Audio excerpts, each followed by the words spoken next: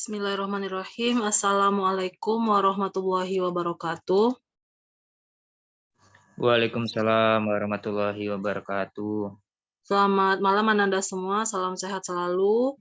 Pada malam hari ini kita akan bahas tentang teknik penulisan laporan penelitian, kemudian Ibu bahas sedikit sistematika laporan penelitian seperti yang telah Ibu share pada pekan lalu, dan ada 2 analisis yang akan Ibu bahas pada malam hari ini, yaitu analisis regresi linear sederhana secara manual dan juga satu lagi korelasi kendal tau secara manual juga. Untuk yang 5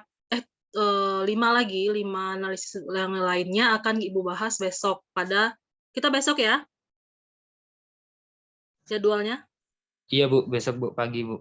Oh ya, besok akan Ibu bahas 5 analisis lainnya. Oke, langsung saja karena ini malam hari.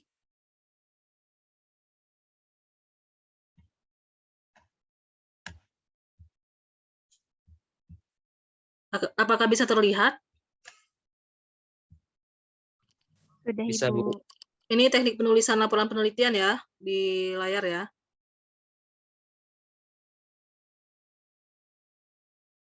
Iya, benar? Benar Bu, teknik penulisan laporan penelitian. Oke, kita akan bahas pertama kita awali dengan teknik pengetikannya. Biasanya kalau sekarang sudah maksudnya ketentuan umumnya A4 ya. Ada juga beberapa universitas yang formatnya adalah kertas kuarto.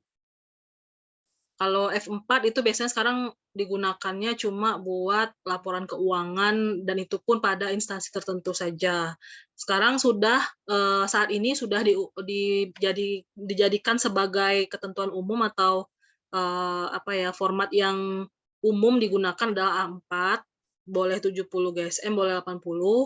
Kalau yang 100 ketebalan ya.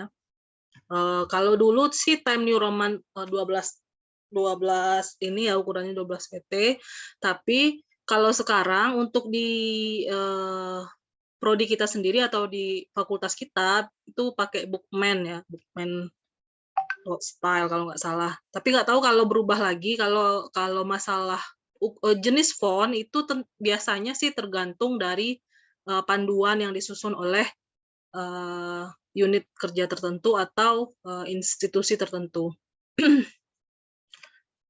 Dan biasanya isi bab dan judul pada daftar isi diketik dalam 2 spasi. Kemudian untuk batas tulisan pada lembar kerja tepi kiri, atas, tepi kanan, dan tepi bawah masing-masing itu 4, 4, 3, 3. Dan apabila menggunakan Microsoft Word atau Word Perfect digunakan margin kiri dan kanan masing-masing 1,20, margin atas 1,2, dan margin bawah 1.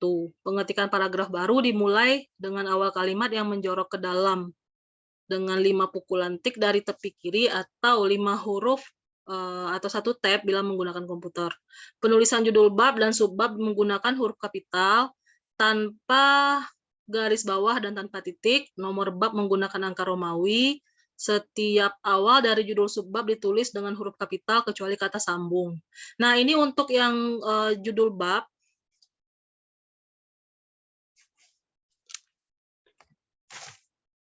Nomor bab ya, nomor bab ini ada juga ketentuan laporan penelitian yang kadang-kadang nomornya nomor biasa, tapi pada umumnya ketentuan umum itu angka Romawi ya. Selanjutnya cara penomoran dapat menggunakan salah satu cara dari kedua cara berikut ini. Yang pertama 1 A kecil, terus ada lagi 1, ada kurungnya, kemudian A ada kurungnya, ada tutup kurung gitu ya. Kemudian cara kedua 1.1, 1.1.1 dan seterusnya. Kemudian yang paling penting itu cara penomoran harus konsisten. Maksudnya konsistennya itu bukan misalkan kita punya 2 laporan ya. Kedua-duanya harus konsisten itu enggak gitu ya.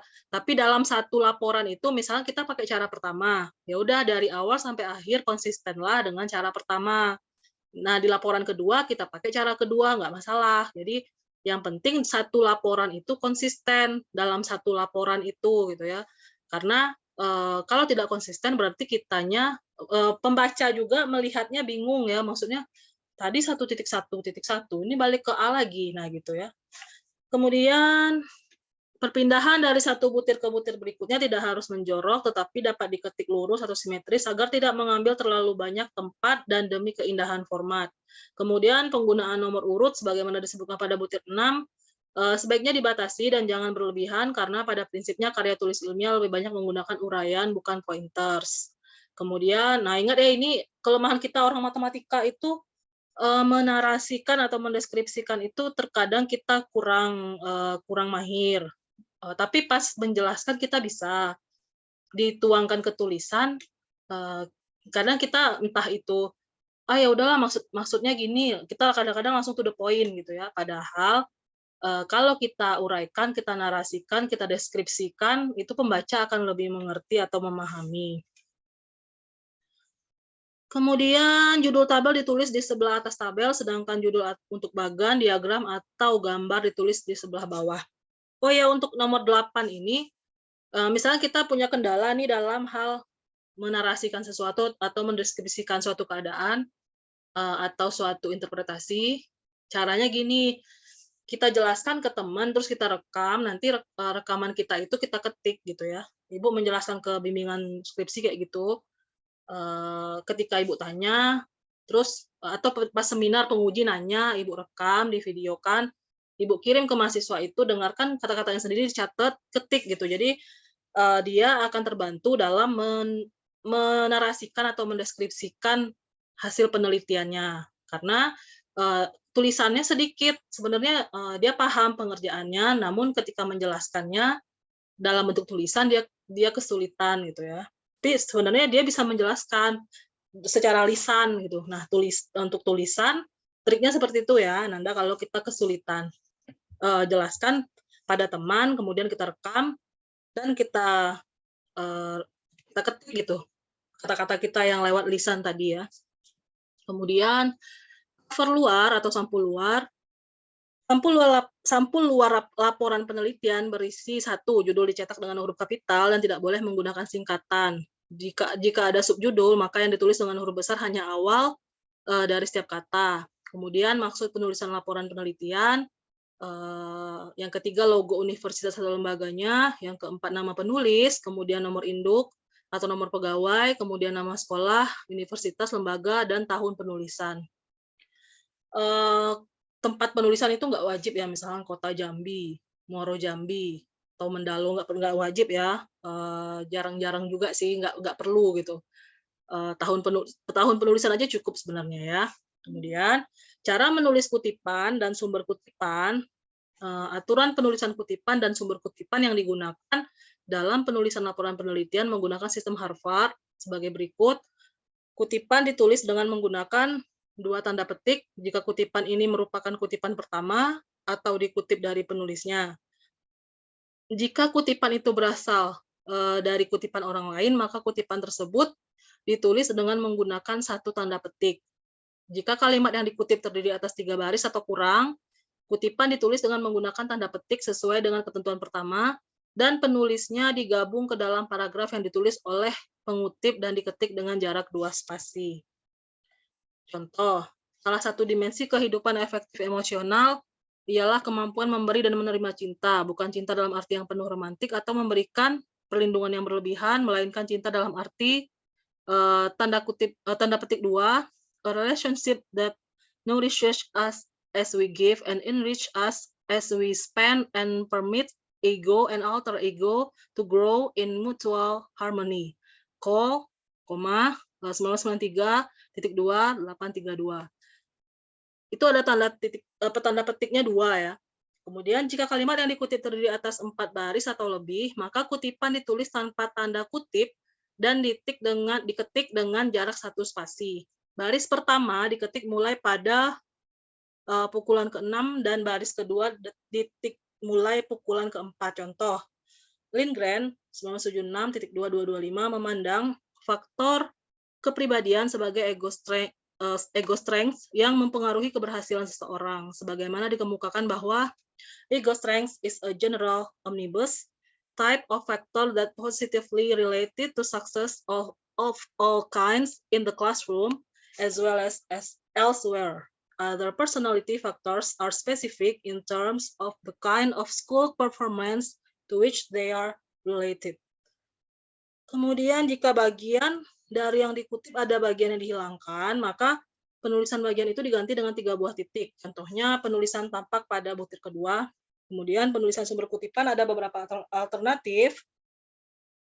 Jika sumber kutipan mendahului kutipan, cara penulisannya adalah nama penulis, diikuti dengan tahun terbit, dan nomor halaman yang dikutip, yang keduanya diletakkan dalam kurung. Contoh, sebagaimana dikemukakan oleh Sternberg, 1984.241 bahwa in Piaget's theory, children's intellectual functioning is represented in terms of symbolic logic. Yang B, jika sumber kutipan ditulis setelah kutipan, maka nama penulis, tahun terbit, dan nomor halaman yang dikutip semuanya diletakkan dalam kurung. Contohnya ini ya. The personality pattern is in partly determined by and closely associated with the maturation of the physical and mental. Harlock 1979.219. Kemudian terlihat ya bedanya sama yang A ya. Yang C, jika sumber kutipan merujuk pada sumber lain atas bagian yang dikutip, maka sumber kutipan yang ditulis tetap sumber kutipan yang digunakan pengutip, tetapi dengan menyebut siapa yang mengemukakan pendapat tersebut. Contoh mengutip pendapat Chomsky dari buku yang ditulis Yellon dan Weinstein. Chomsky dalam kurung Yellon dan Weinstein 1977-62 mengemukakan bahwa children are born with innate understanding of the structure of language. Kemudian yang D, jika penulis terdiri atas 2 orang, maka nama keluarga kedua penulis tersebut harus disebutkan. Nama keluarga di sini karena ini kita ngikut sistem Harvard ya, jadi nama belakang. Sebenarnya kalau kita kan kalau di Indonesia itu nama depan ya, nama yang melekat ke kita gitu ya. Tapi karena kita ngikut Harvard, jadinya nama belakang kita, misalnya Sharp and Green 1996.21.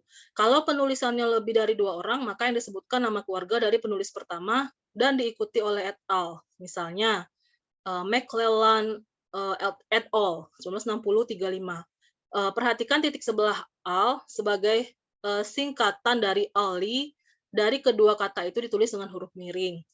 Gitu ya.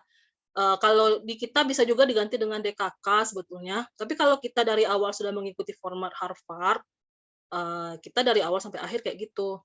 Kemudian yang E, jika suatu masalah dibahas oleh beberapa orang dalam sumber yang berbeda, maka cara penulisan sumber kutipan itu adalah sebagai berikut. Beberapa studi tentang anak-anak yang mengalami kesulitan belajar dan Key 1972, titik koma, Mix 1976, titik koma, Parmenter, 1976, menunjukkan bahwa tulisan intisari rumusan yang dipadukan dari ketiga sumber ya. Yang F, jika sumber kutipan itu adalah beberapa karya tulis dari penulisan yang sama pada tahun yang sama, maka cara penulisannya adalah dengan menambah huruf A, B, dan seterusnya pada tahun terbit. Contohnya Bray 1998A, 1998B. Jika sumber kutipan itu tanpa nama, maka penulisannya adalah TN titik 1972 tanpa nama maksudnya titik 2 18. Jika yang diutarakan pokok-pokok pikiran seorang penulis tidak perlu ada kutipan langsung, cukup dengan menyebut sumbernya saja. Jadi seperti yang biasa kita gunakan, menurut misalkan menurut Bray, bla bla bla bla bla, itu cukup dengan menyebut sumbernya aja. Bray 1998 gitu dalam kurung ya, bla bla bla bla bla gitu ya. Jadi tidak perlu ada tanda kutip. Kemudian cara menulis angka dalam satu kalimat adalah sebagai berikut. Ditulis dengan kata-kata. Oh, ada yang belum di ini ya, belum di submit, belum di admit ya. Oh ya, Ananda, tolong di ini ya, di print screen atau di screenshot yang hadir. Seperti biasa, kirim di grup. Kayaknya udah Ibu admin semua ya. Sylvia udah tuh. Oke lanjut, cara menulis angka. Cara menulis angka dalam satu kalimat adalah sebagai berikut. Yang pertama, ditulis dengan kata-kata apabila angka tersebut kurang dari 10. Contoh, dalam 2 minggu ini, ia bekerja keras untuk menyelesaikan tugas akhirnya. Jadi duanya ini, angka 2 ini jangan pakai angka, tapi dijadikan suatu kata.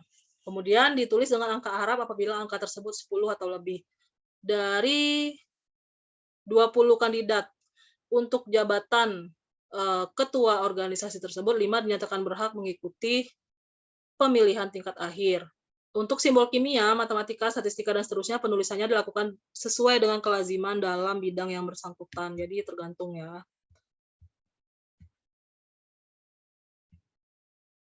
Oke, lanjut. Cara menulis singkatan. Penulisan singkatan mengikuti aturan. Yang pertama, untuk penulisan pertama kali, suatu nama harus ditulis lengkap dan diikuti singkatan resminya di dalam kurung. Contoh, dalam laporan tahunan PBB, Perserikatan Bangsa-Bangsa atau PBB. Jadi ininya dulu ya,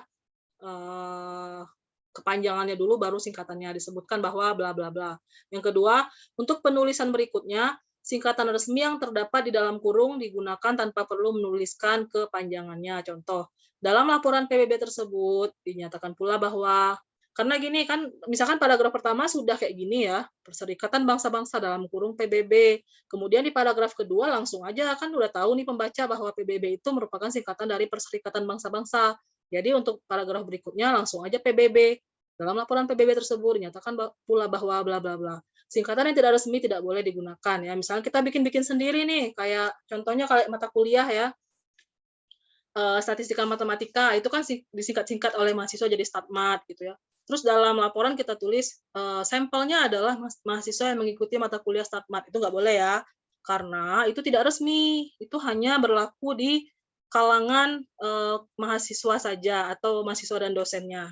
Kemudian cara menulis daftar pustaka. Komponen-komponen yang harus dicantumkan dalam daftar pustaka ini adalah yang pertama, disusun secara alfabetis, nama penulis, dengan cara menuliskan terlebih dahulu nama belakang, kemudian nama depannya boleh disingkat, boleh ditulis, dan ini contohnya, Muhammad Ridwan ditulis Ridwan M, Muhammad Ridwan Yudanegara ditulis Yudanegara MR, Karunia ditulis Karunia. Tahun terbit, judul sumber tertulis yang bersangkutan dengan digarisbawahi atau dicetak miring. Biasanya sih yang sering digunakan itu yang dicetak miring ya, bukan yang digarisbawahi ini.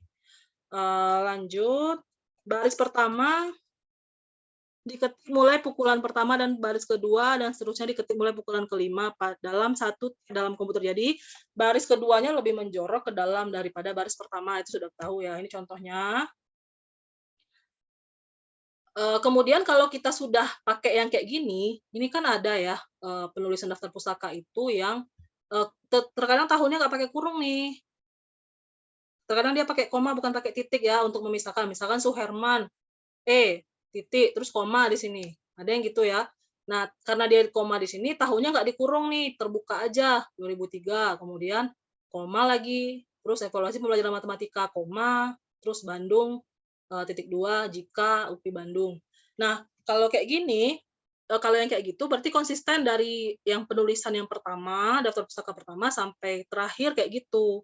Tapi kalau ngikut yang ini kan yang umum ya, ya udah kayak gini semua, nggak ada yang koma-komaan lagi. Jangan sampai gini karena dia ngambil dari sumber lain, berarti kan dia pakai daftar pustaka orang gitu ya.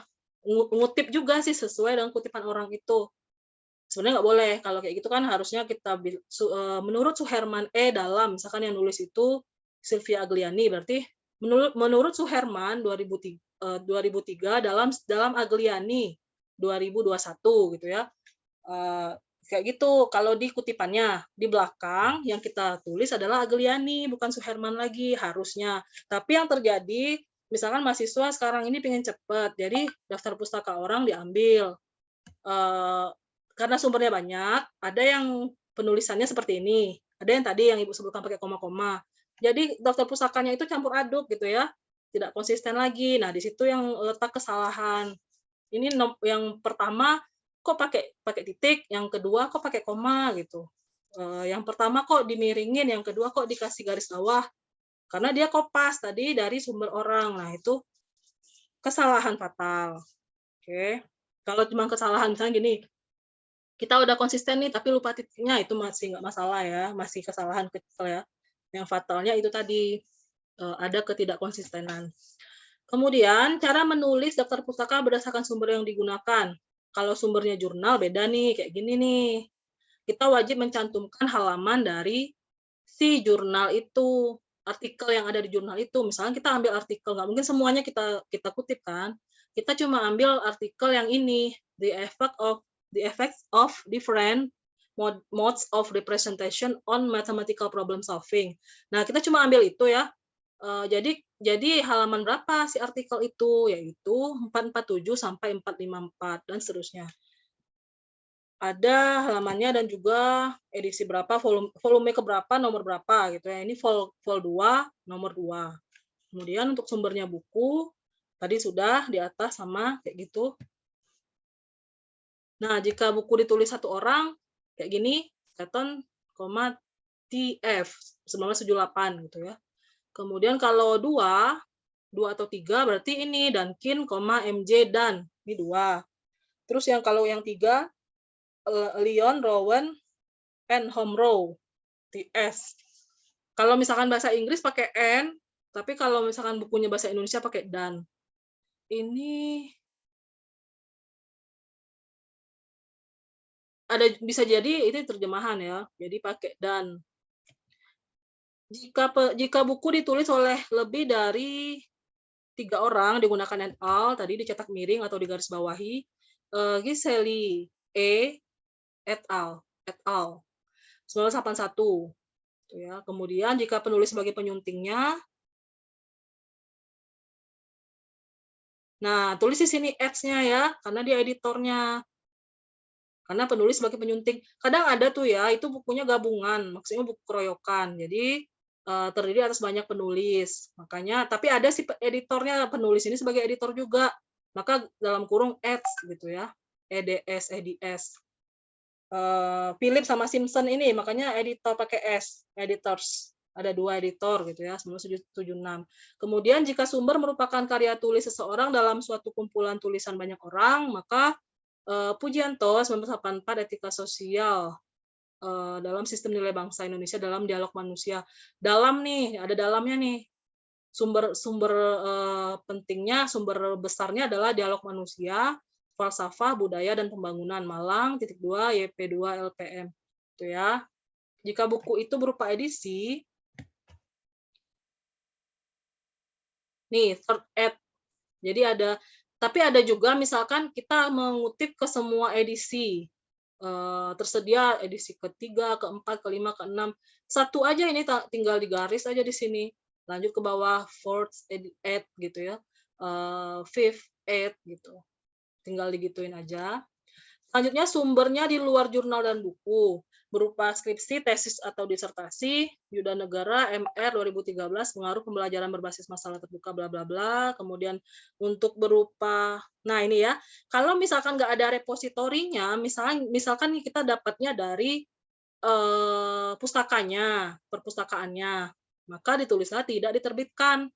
Tapi kalau misalkan diterbitkan atau misalkan di repo ya, berarti unja.ac.id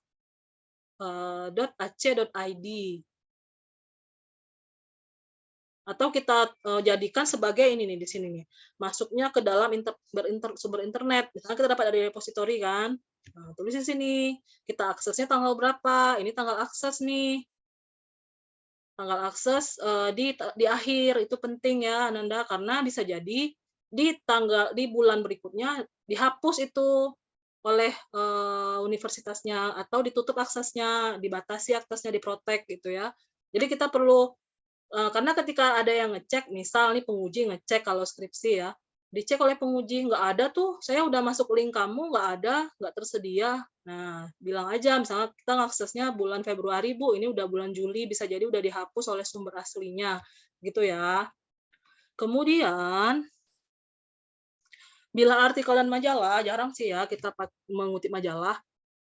artikel dalam majalah ini kan beda ya sama artikel dalam jurnal. Tapi kalau misalnya kita kutip ya kayak gini ceritanya ya. Nah, kalau misalkan dia majalahnya itu online juga selain media cetak, maka tersedia www.mediaparahyangan.com 30 April. Kalau misalkan kita cuman, cetak aja cukup berhenti sampai di sini aja, sebelum tersedia ini ya. Bila artikel dari surat kabar, ini jarang juga ya. Tapi bisa bisa jadi sih kalau kita mau ambil dari, ini, Kompas misalkan. Dan dia kan sekarang ada online-nya, berarti kita tulis juga ini. Kalau nggak ada online-nya sampai halaman 6 titik ini aja. Nah, bila pesan dari email ini sebenarnya jarang-jarang dan nggak penting ya, maksudnya nggak kurang kuat sih, bukannya nggak penting, kurang kuat.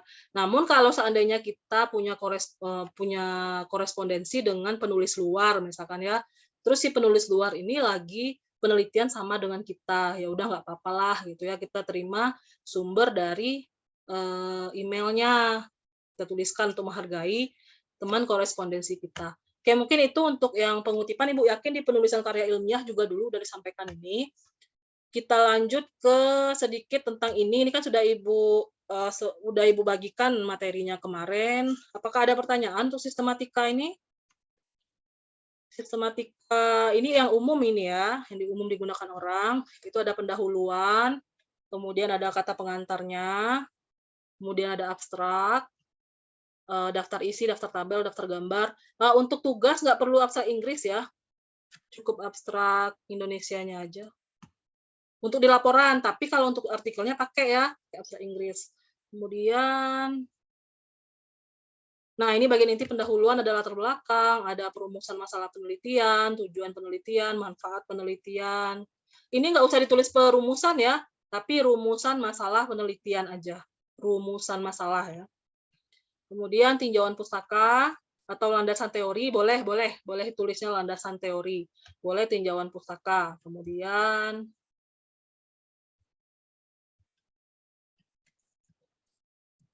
kerangka berpikir, hipotesis dan variabel. Kerangka berpikir ini boleh ditulis, boleh enggak. Tapi karena ini analisis, jadi harus hipotesisnya harus ada. Kemudian harus ditulis definisi operasional variabelnya dalam bentuk tabel. Dan metode penelitian itu menyangkut desain penelitian, populasi dan sampel, lokasi dan waktu penelitian, etika penelitian, pengumpulan data. Desain penelitian paham ya? Apakah desainnya itu kuantitatif atau kualitatif atau mixed method ya? Itu yang perlu Ananda sampaikan pada metode penelitian. Kemudian, karena kita sekarang di metodologi penelitian, jadi ini kita bahas lah ya. Populasi dan sampel, kriteria inklusi dan eksklusi sampel, perhitungan jumlah sampel, cara pengambilan dan perlakuan sampel atau unit analisisnya. Kalau misalkan kita dapat data yang sekunder, tinggal disampaikan aja bahwa kita tidak mengambil sampel, namun mengambil data sekunder. Kemudian lokasi dan waktu penelitian.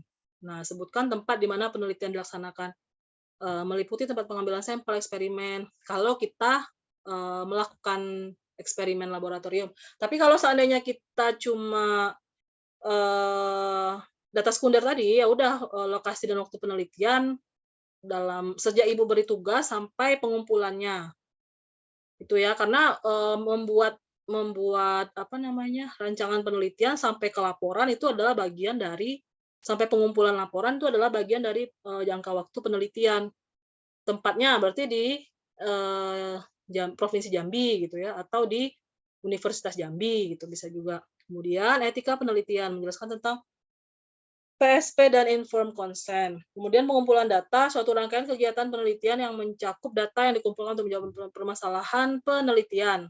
Nah, ini tadi kalau yang pakai kuesioner, silahkan ini dijelaskan dengan detail. Tapi kalau yang ngambil data sekunder, misalkan data dari BPS, data dari Bappenas, Bapeda gitu, itu silahkan disampaikan di sini bahwa data diambil dari website BPS, website resmi BPS, bla bla bla bla bla gitu ya. Kemudian alat dan bahan yang digunakan, ini kita nggak perlu ya. Kemudian pengolahan data adalah upaya kita mengubah data. Misalkan nih datanya itu terpisah-pisah, terus kita kumpulkan, itu juga termasuk pengolahan data ya. Atau datanya Tapi ini pengolahan data ini sebenarnya yang sering digunakan kalau kita membagikan kuesioner, mendistribusikan kuesioner. Jadi kita perlu entry, terus kita perlu olah gitu kan, kita kelompokkan. Kemudian analisis data dengan menyebutkan uji statistik yang digunakan. Oke, lanjut ke hasil dan pembahasan. Hasil disajikan dalam bentuk tabel, grafik, atau diagram sesuai dengan kebutuhan. Di sini akan banyak tabel karena analisis ya. Kemudian distribusi, kalau misalnya kita perlu ada yang namanya deskriptif statistik, itu rata-rata sebaran simpangan baku, distribusi frekuensi, kemudian analisis bivariat untuk menguji hubungan, itu kalau yang pakai korelasi ya. Kemudian regresi juga, regresi sederhana. Dan kita juga membuat gambaran lokasi kalau ada. Kalau misalnya kita memang menyebarkan sampel di suatu kecamatan gitu. Kemudian hasilnya dijelaskan, diinterpretasi, ada perbandingan hasil, kemudian kalau misalkan tadi ada hipotesis, jawablah hipotesis tadi di sini di hasil dan pembahasannya. Kesimpulan dan saran, silahkan ambil misalkan dari rumusan masalah ada 3, maka kesimpulannya minimal 3 juga, sarannya minimal 3 juga. Per poin kesimpulan itu disarankan apa solusinya gitu.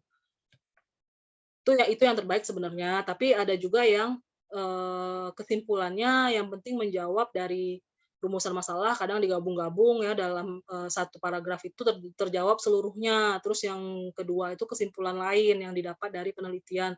Itu ada yang gitu, tapi kalau secara kita mau konsisten, kesimpulan itu poinnya sama dengan si rumusan masalah. Rumusan masalah ada 2, berarti kesimpulannya juga 2, menjawab dari si rumusan, tujuan ya, itu kan poinnya harus sama tuh. Kalau manfaat bisalah, manfaat itu dibagi per manfaat bagi diri sendiri, manfaat bagi pembaca, manfaat bagi institusi, manfaat bagi objek penelitian gitu atau subjek penelitian gitu ya. Oke, daftar pusaka tadi sudah disebutkan. Nah, ini ya kenapa tadi pakai Harvard? Karena kita sekarang ini disarankan menggunakan Mendeley. Ini Ibu belum install sih ya, tapi Ananda disarankan ini. Karena kalau skripsi kita pakai Mendeley ini, ketika ada yang mengutip langsung terdeteksi. Nah, begitu juga ketika kita mengutip, langsung terkoneksi ke artikel yang kita kutip. Nah, makanya disarankan Ananda pakai nanti itu mendownload ini, Mendeley ini, dan install di dalam laptopnya. Jadi dijamin tulisan Ananda itu rapi dan akan misalkan ada yang menjiplak atau memplagiasi, itu akan terdeteksi. Tapi kalau tulisan kita biasa saja, tidak dimendelekan, jurnal-jurnal kan sekarang pakai Mendeley, makanya rapi ya. Nah, kalau nggak pakai Mendeley, nggak rapi dan nggak terkoneksi dengan citasi gitu ya, dengan kutipan. Lanjut, tahun penerbitan diakhiri dengan titik, judul, termasuk anak judul, nama buku atau jurnal yang dirujuk, nama penerbit yang tadi disampaikan, lampiran-lampiran.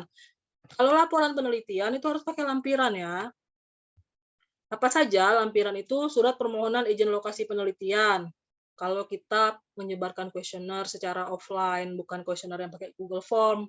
Kemudian rekomendasi izin penelitian dari stakeholder, kuesioner, atau instrumen pengumpulan data, naskah penjelasan kepada responden, inform consent, hasil uji statistik. Selanjutnya, untuk mempermudah saat membaca, setiap lampiran harus diberi nomor urut untuk lampiran dengan menggunakan angka Arab dan diberi judul. Sebenarnya kalau misalkan mau simpelnya, lampiran 1, titik apa judulnya, lampiran 2, apa gitu ya. Mungkin itu saja yang ini. Kita masuk ke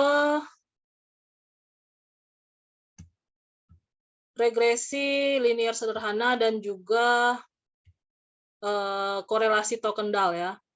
Korelasi kendal tau, regresi linear sederhana. Nah, kenapa kemarin Ibu nggak bilang regresi linear multiple? Karena di sini disarankan Anda pakai manual agar paham. Nah, ini contoh manualnya, nanti materi ini akan dibagikan di grup. Ini pengerjaan regresi secara manual. Jadi, pertama regresi linear sederhana ini adalah Y topi sama dengan A plus BX. Di mana Y topi ini subjek dalam variabel dependen yang diprediksikan, kemudian A itu harga Y atau koefisien konstanta maaf, harganya ketika harga X 0 atau harga konstan, B, angka ini ya maksudnya angka atau nilai ya harga ini maksudnya ya. Kemudian B, angka arah atau koefisien regresi yang menunjukkan angka peningkatan ataupun penurunan variabel dependen yang didasarkan pada perubahan variabel independen. Bila positif arah garis naik dan bila negatif maka arah garisnya turun. Ini maksudnya si B ini adalah koefisien regresi, koefisien dari variabel X ini. Kemudian X subjek pada variabel independen yang mempunyai nilai tertentu. X disebut juga variabel bebas atau variabel independen, Y tadi adalah variabel independen. Secara teknis, harga B merupakan tangen dari perbandingan antara panjang garis variabel dependen setelah persamaan regresi ditemukan. Harga B sama dengan R SY per SX, harga A sama dengan Y min BX, di mana R adalah koefisien korelasi produk momen antara variabel X dengan variabel Y, SY simpangan baku variabel Y, dan SX simpangan baku variabel X. Ini adalah garis regresi Y karena pengaruh X, persamaan regresinya adalah Y sama dengan 2 plus 0,5X. Ini regresi linear sederhana ya. Jika harga B merupakan fungsi dari koefisien korelasi, bila koefisien korelasi tinggi, maka harga B juga besar. Sebaliknya, bila koefisien korelasinya rendah, maka harga B juga rendah atau kecil. Selain itu, bila koefisien korelasi negatif, maka harga B juga negatif, dan sebaliknya, bila koefisien korelasi positif, maka harga B juga positif. Selain itu, harga A dan B dapat dicari dengan rumus A sama dengan sigma YI. Biasanya mendingan cari B-nya dulu. B sama dengan N dikali sigma XI. YI min sigma XI dikali sigma YI per sigma XI kuadrat min sigma XI kuadrat. Kemudian baru kita cari A itu dengan rumus atas ini. A sama dengan Y min BX. Nah, itu akan lebih ini ya, akan lebih simpel. Contoh perhitungannya, data berikut adalah hasil pengamatan terhadap nilai kualitas layanan XI dan nilai rata-rata penjualan barang tertentu tiap bulan YI. Data kedua variabel diberikan pada tabel 8.1. Nilai kualitas layanan dan nilai rata-rata penjualan barang. Kualitas layanan XI, penjualan barangnya YI, itu sampelnya ada 34. Sampel ini kalau misalkan satu variabel, usahakan lebih dari 30, seperti contoh ini ya. Ini kualitas layanan penjualan barang dalam Rp1.000 gitu. Enggak sih, ini penjualan barang unit ya, dalam unit harus diperjelas ya satuannya. Kemudian untuk menghitung persamaan regresinya maka diperlukan tabel penolong seperti ini. Nomor XI, YI, XI, YI, X kuadrat, Y kuadrat. Nah, ini akan lebih mudah kalau kita menghitung secara manual. Tapi kalau Anda pakai software juga nggak masalah, yang penting Anda setidaknya tahu bahwa penghitungan regresi itu seperti ini. Jadi jangan sampai pakai software tapi nggak paham bahwa software itu ternyata mengeluarkan R kuadrat gitu. R squared-nya udah ada, dibilangnya nggak ada gitu, karena dia nggak menghitung secara manual, nggak pernah menghitung secara manual, pakainya software terus ya. Ini sigma XI-nya 1782, X bar-nya 52,411, X 4606, bla bla bla dan seterusnya. Ini adalah untuk dimasukkan ke dalam rumus tadi. Kemudian lanjut dengan ANOVA regresi, yaitu uji linearitas regresi, pakai JKT, JKA, JKB, JKS, JKTC, JKG. Jadi ini bukan hanya di rancop, bukan hanya di rancangan percobaan, di regresi juga ada ANOVA-nya. Ini keterangannya. Kemudian ingat, ini kan ada ya DK. Di sini DK-nya kenapa DK koefisiennya 1? Karena dia memang regresi sederhana, variabel Y-nya 1, variabel X-nya 1. Ketika masuk ke regresi multiple atau regresi data panel, nggak lagi gini DK-nya berubah ya, Nanda. Jadi ini perlu Nanda perhatikan. Tergantung jumlah variabel. Kadang deskripsi itu dia pakainya ini nih yang di ANOVA untuk regresi linear sederhana. Di kopaslah tabel ini ke dalam skripsinya, padahal dia pakai data panel. Nah, itu kan salah kaprah ya. Jadi perhatikanlah. ANOVA yang Ibu contohkan sekarang itu adalah ANOVA untuk analisis regresi linear sederhana, di mana variabel bebasnya hanya satu saja. Oke ya, simple. Kemudian kita hitung A dengan rumus, dengan B dengan rumus, kayak gitu ya. Boleh juga seperti yang Ibu contohkan tadi, hitung dulu B-nya, baru hitung A-nya dengan mengurangkan Y dikurangi A sama dengan Y dikurangi BX. Kemudian menyusun persamaan regresi. Setelah diperoleh A dan B-nya tinggal masukkan saja, Y topi sama dengan ini A, 93,85 ditambah 1,29X, tuh. Kemudian, ini kita bisa prediksi nih kalau kita masukkan harga X-nya, maka Y topinya misalkan, X-nya 64, maka Y topi sama dengan 93,85 tambah 1,29 plus dikali 64, hasilnya 176,41. Catatannya kenapa ini bisa digunakan ketika kapan bukan kenapa ya, kapan ini bisa digunakan, ketika satuannya sudah kita, eee, kalau misalkan kayak satu persentase, yang satunya jumlah, itu belum ya, itu nggak boleh kita prediksi hitung masukkan nilai X ke dalam, ke dalam persamaan gitu. Cukup sampai batas ini aja.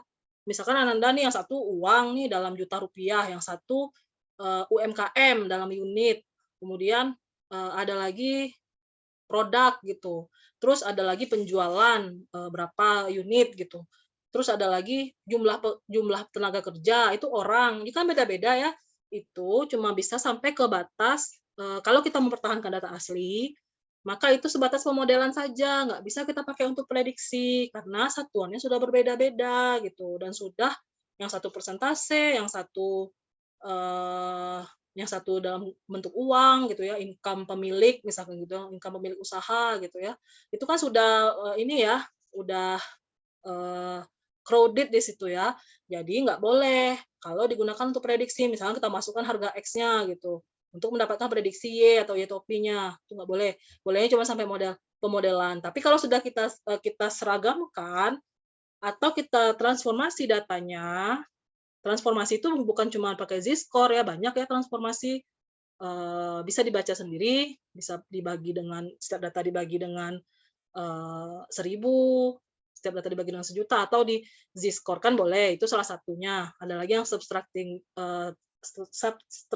mean, kemudian ada lagi yang namanya transformasi pakai learn gitu, semua variabel itu di-learn-kan agar yang tadi-tadi itu ya misalkan yang sangat-sangat besar sekali, kemudian ada yang dalam bentuk unit, ada yang, berupa jumlah orang gitu ya, itu semuanya jadi apa namanya, disetarakan satu level karena dia di-learn-kan. Jadi nanti akan itu kalau yang sebenarnya pakai learn itu adalah cara yang diusulkan oleh pakai transformasi learn itu cara yang diusulkan oleh Cobb Douglas, makanya sering digunakan untuk, ekonomi produksi. Kalau kita membahas produktivitas gitu, jumlah produksi bla bla bla, gunakanlah learn transformasinya gitu. Nah, itu baru boleh kita gunakan untuk prediksi. Tapi kalau data masih crowded kayak tadi ya, campur-campur satuannya, cukup sampai di batas di pemodelan saja. Oke, lanjut membuat garis regresi seperti ini. Kemudian ini tadi penghitungan JKT-nya untuk ANOVA-nya, sehingga ini pengelompokan skor ya. Nah, ini kalau manual kayak gini nih, walaupun cuma regresi sederhana, ribet juga ya. Nah, didapatlah ANOVA-nya ini. Tadi kan baru dalam bentuk, ini ya, formulasi aja. Nah, ini hasil penghitungan manualnya. Kemudian uji keberartian, H0-nya koefisien arah regresi tidak berarti B sama dengan 0, HA koefisien regresi berarti maka B-nya tidak sama dengan 0. Dan untuk menguji hipotesis 0 pakai statistik F, yaitu ANOVA ini F-nya, ini F hitungnya 29,34. Caranya adalah X kuadrat rek per X kuadrat sisa, residu. Sisa ini di regresi namanya residu atau residual. Kemudian dibandingkan dengan F tabel. Kalau misalkan F hitungnya lebih besar dari F tabel, maka model regresi atau persamaan regresi yang terbentuk itu signifikan, dapat digunakan gitu ya. Ini uji linearitasnya, H0 regresi linier, HA regresi non linier. Bisa kita lihat di sini, nanti akan dibagikan ini. Ibu bagikan, materi ini. Kemudian uji hipotesis hubungan antara dua variabel. Tidak ada hubungan antara kualitas pelayanan terhadap nilai penjualan, ada hubungan antara kualitas pelayanan terhadap nilai penjualan. Rumus R adalah ini ada kakak kelasnya yang ditanya rumus R nggak tahu ya, padahal dia udah jauh-jauh bahas regresi data panel. Sangat disayangkan sekali, karena R ini kan regresi korelasi sederhana ini dasarnya, basic-nya, baru dikembangkan menjadi regresi linear multiple. baru dikembangkan lagi menjadi regresi data panel, kemudian dikembangkan lagi menjadi regresi spasial, ada lagi regresi, ada lagi model-model lain pengembangannya, Coig model gitu ya. Terus, ada lagi pengembangan yang untuk data ordinal, nominal itu regresi logistik kayak gitu ya.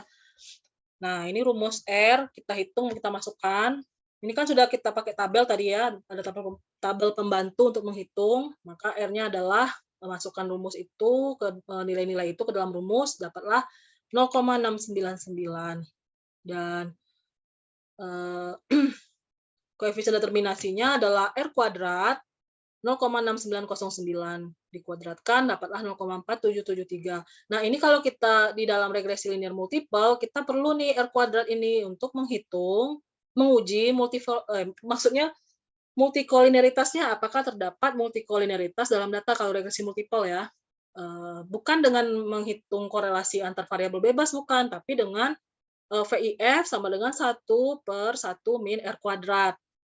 Tuh, itu caranya. Dan ada kriterianya, kapan itu dikatakan ketika nilai VIF berapa dikatakan terdapat multikolinearitas dan kapan dikatakan tidak ada multikolinearitas. Makanya Ibu tidak menyarankan Anda pakai regresi linear multiple yang X-nya banyak karena asumsinya juga banyak dan kita di sini tidak membicarakan ekonometrika atau analisis regresi, tapi membuat laporan penelitian. Makanya analisisnya yang sederhana saja ya. Yang seperti ini contohnya, analisis regresi linear sederhana. Agar Anda tidak diberatkan oleh analisis, padahal konteksnya adalah mata kuliah metodologi penelitian. Ini untuk yang analisis regresi linear ya. Kita lanjut ke korelasi Kendall-Tau. Korelasi Kendall-Tau ini adalah ranah statistika non-parametrik sama seperti korelasi Spearman rank. Kalau untuk yang parametrik kita gunakan korelasi Pearson, product moment ya. Nah, kalau ini berarti kan kemarin ada yang nanya nih kelompoknya, Bu, kalau kami pakai data persentase gimana? Nih, dengarkan penjelasan ini. Korelasi Kendall-Tau digunakan untuk mencari hubungan dan menguji hipotesis antara dua variabel atau lebih bila datanya berbentuk ordinal atau ranking. Nah, itu ya, catat ini, ordinal atau ranking. Nah, kelebihan teknik ini bila digunakan untuk menganalisis sampel yang jumlah anggotanya lebih dari 10 dan dapat dikembangkan untuk mencari koefisien korelasi parsial. Nah, rumus dasar yang digunakan tau sama dengan sigma A min sigma B per N dikali N min 1 per 2. Kemudian, di mana tau ini adalah koefisien korelasi Kendall-Tau yang besarnya dari min 1 sampai 1, kemudian A jumlah ranking atas, B jumlah ranking bawah, N jumlah anggota sampel. Uji signifikansi koefisien korelasi menggunakan rumus Z karena distribusinya mendekati distribusi normal. Rumusnya sebagai berikut, Z sama dengan tau per akar 2 dikali 2N plus 5 per 9N dikali N min 1. Contoh, dilakukan penelitian untuk mengetahui hubungan yang positif dan signifikan antara IQ dengan nilai prestasi kerja pegawai. Berdasarkan sampel yang berjumlah 25 orang ditemukan IQ dan nilai rata-rata prestasi kerja pegawai ditunjukkan pada tabel 710 berikut. Kolom 2 itu IQ dan kolom 3 itu nilai prestasi kerja pegawai. Cara menghitung RA dan RB berpedoman pada R2. RA adalah jumlah ranking di bawah garis yang dihitung jumlahnya, tetapi angkanya yang lebih besar dari angka pada baris itu. Dan RB adalah jumlah ranking di bawah baris yang dihitung, dan angkanya lebih kecil dari angka baris itu. Misalnya RA pada baris pertama jumlahnya 23, hal ini terdiri atas ranking 4, 3, 7, 8, 9, 10, 16, 5, 6, 11, 14, 12, 15, 23, 18, 17, 19, 20, 13, 25, 22, 21, 24. Ranking 1 tidak masuk karena di bawah ranking 2 yang dihitung jumlahnya. Selanjutnya baris kedua RA jumlahnya juga 23 karena dua baris pertama tidak dihitung lagi. Sebab di atas baris angka 1. Di atas ranking 15 ada 9 ranking yaitu ranking 23, 18, 17, 19, 20, 25, 22, 21, 24, ranking 16 baris ke-9 tidak dihitung lagi walaupun nilainya di atas ranking 15 karena telah mendahului. Selanjutnya, untuk menghitung ranking bawah atau RB, juga tetap berpedoman pada R2. RB untuk baris pertama jumlahnya 1, yaitu angka 1. Di bawah ranking 4 hanya ada satu angka, yaitu ranking 3. Ranking 1 dan 2 yang telah ada pada baris sebelumnya tidak dihitung lagi. Di bawah ranking 16 ada 7 ranking, yaitu 5, 6, 11, 14, 12, 15, 13. Tabel penolongnya ini IQ 135 bla bla bla sampai dan seterusnya sampel ke 25 90. Ini nggak masalah ya, yang penting lebih dari 10 ya. N-nya, sampelnya. Nilai prestasi 72, 74 bla bla sampai data ke 25. Ini R1-nya tadi seperti disampaikan, kemudian ini R2-nya dan jumlah RA-nya berapa dihitung, jumlah RB-nya berapa. Selanjutnya dapatlah sigma A sama dengan 264, sigma B 36. Kita masukkan ke rumus, dan hipotesisnya seperti ini. H0 tidak ada hubungan antara IQ dengan prestasi belajar kerja pegawai. HA ada hubungan positif dan signifikan antara IQ dengan prestasi kerja pegawai. Atau kita dapat tuliskan secara matematis, H0 tahu sama dengan 0, HA tahu lebih dari 0. Ini berarti dia pakai uji satu pihak. Kemudian berdasarkan cara menghitung seperti tersebut di atas, maka telah ditemukan jumlah ranking atas sigma A 264 dan jumlah ranking bawah sigma B 36. Selanjutnya harga-harga tersebut dimasukkan ke dalam rumus 713, maka diperolehlah taunya 0,76. Jadi kesimpulannya terdapat hubungan yang positif sebesar 0,76 antara IQ dengan prestasi kerja pegawai. Hal ini berarti makin tinggi IQ pegawai, maka akan semakin tinggi prestasi kerjanya. Untuk membuktikan apakah koefisien itu dapat diberlakukan pada populasi di mana sampel tersebut diambil, maka perlu diuji signifikansinya dengan menggunakan rumus Z. Dalam hal ini taraf kesalahannya digunakan 5%. Boleh pakai 10% kalau memang ternyata datanya itu kurang bagus ya. Kita gunakan 10%, asalkan itu bukan untuk kesehatan. Tapi kalau misalkan untuk penyakit menular berbahaya, kita harus gunakan alfanya 1% untuk karena itu terkait nyawa manusia. Z sama dengan tau per ini ya, rumus yang tadi, per akar 2 kali 2N plus 5 per 9N dikali N1 dimasukkan ke dalam rumus ini nilai tadi 0,76 dibagi akar 2 kali 2 kali 25 plus 5 per 9 kali 25 kali 25 min 1. Maka diperoleh 5,32 dan harga Z hitung tersebut dibandingkan dengan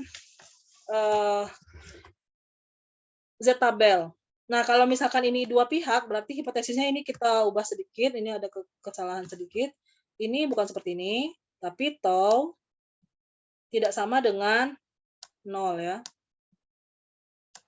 Maka dibagi 2 ya alfanya 0,025.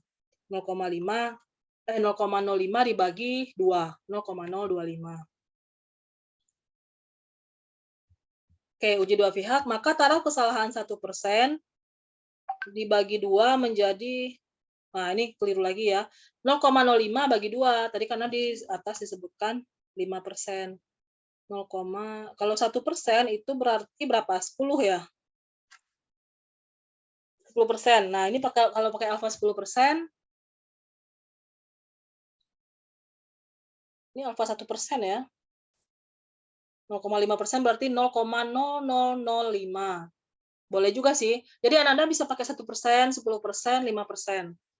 Kemudian kita dapat Z-nya itu 2,58 dan jelas-jelas ini adalah nilai yang lebih dari 2,58. Kalau Z-nya itu yang 5% itu 1,96 untuk dua pihak ya. Itu juga 5,2 ini lebih dari 1,96. Jadi dia ini nilainya sudah melebihi untuk alfa 1%, alfa 5%, alfa 10%. Signifikan berarti. Kemudian korelasi antara IQ adalah signifikan ya kesimpulannya ya. Kemudian ini catatan, ini kan tabel Z ya Ananda. Nah dalam ujian kalau ada yang nanya, coba kamu gambarkan tabel Z. Tabel Z itu nggak pernah ya menyentuh sumbu X, karena dia itu nilainya berada dari min tak hingga. Ini nggak menyentuh loh ini ya. Ini bisa diperpanjang X-nya sampai min tak hingga sampai tak hingga di sini. Jadi ini nggak pernah menyentuh nih, si kurva ini. Dia selalu kayak gini tuh. Dia nggak pernah memotong sumbu X. Menyentuh aja nggak pernah ya. Bukan muhrim katanya. Nah, jadi ini perlu Anda ingat, jangan buat gambar kurva normal itu menyentuh sumbu X kayak gini. Salah itu. Nah, ada yang kelasnya kayak gitu. Itu salah ya. Menggambar kurva normal itu Dia nggak pernah menyentuh sumbu X. Oke, mungkin demikian untuk malam hari ini, penjelasan dari Ibu. Apakah ada yang ingin didiskusikan atau disampaikan, progres dari kelompoknya sampai mana?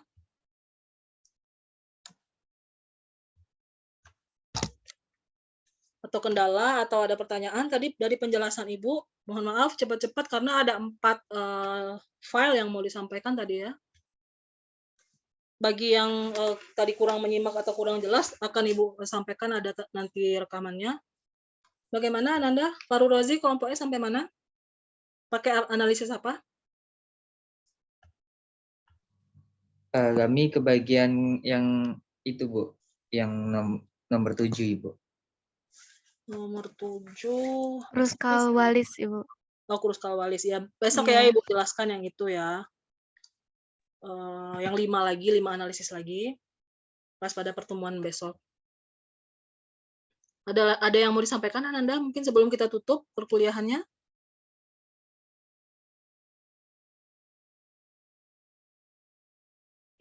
Terjawab ya Nina, pertanyaan Nina, apakah datanya boleh dalam bentuk persentase? Untuk kendala tahu ini khusus yang ordinal ya. Kelompoknya Nina. Terima kasih banyak Bu untuk penjelasannya. Oke. Ada yang mau disampaikan atau kendala-kendala pengerjaan? Terutama untuk yang menggunakan analisis regresi dan kendala tahu ya. Jadi kalau datanya ternyata masih tidak memenuhi contoh yang Ibu berikan tadi, gantilah datanya karena masih ada waktu kan, masih banyak waktunya. Dan kalau misalkan ada yang pakai regresi multiple, pastikan asumsinya terpenuhi. Jadi kalau nggak mau ribet ya seperti Ibu sarankan tadi, regresi linear sederhana aja, karena ini cuma untuk melatih kita menulis laporan penelitian aja. Oke Ananda, ada lagi pertanyaannya atau pernyataan?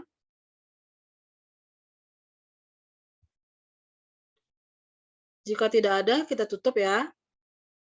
Sampai ketemu lagi besok. Jam berapa, Rozi? Kalau sesuai jadwal siakat itu jam 7 sih, Bu. Hah, masa sih 9.30 bukan? Bentar, Bu. Jam 7, Bu. Jam 7 ya memang ya? Jadi Iya, gimana? jam- Kita sesuai jadwal atau gimana? Kalau Jam kami 7 yang itu. di sini jam 9.30 nggak masalah sih, Bu. Cuman kalau yang PMM atau yang kayak Silvi sama si Tinder Aisyah ada jadwal lagi nggak? Ada. Kami ada kelas jam segitu. Oke, kalau gitu kita jam 7 aja ya. Jam 7 ada kelas. Ya, kita Nggak selesai ada. jadwal jam 7, Bu. Metodologi penelitian sampai jam 9.30. Oke, kalau gitu jam 7 sesuai jadwal. Kita insya Allah besok kuliah. Pertemuan ke 11, Ibu. 9, 10. 11 ya. Oke, baik Ananda, demikian. Terima kasih atas perhatiannya. Selamat malam, selamat rehat. Assalamualaikum warahmatullahi wabarakatuh. Waalaikumsalam warahmatullahi wabarakatuh. Terima kasih, Ibu. Sama-sama semua.